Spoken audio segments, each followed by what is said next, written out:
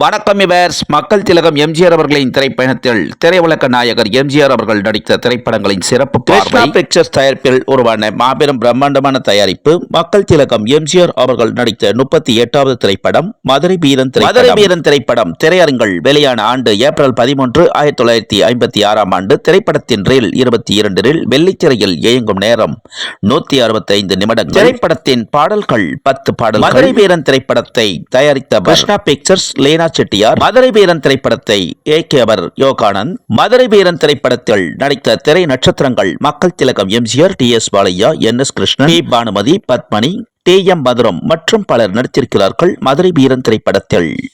இந்திய திரையுலக வரலாற்றில் 200 நாட்களுக்கு மேல் திரையரங்கள் ஓடி 1 கோடி ரூபாய் மாபெரும் வசூல் செய்த முதல் தமிழ் திரைப்படம் மக்கள் திலகம் எம்ஜிஆர் அவர்கள் நடித்த மதுரை வீரன் திரைப்படம். மக்கள் திலகம் திரைப்பயண பதிவுகளை லைக் பண்ணுங்க, ஷேர் பண்ணுங்க, கமெண்ட் பண்ணுங்க, சப்ஸ்கிரைப் பண்ணுங்க.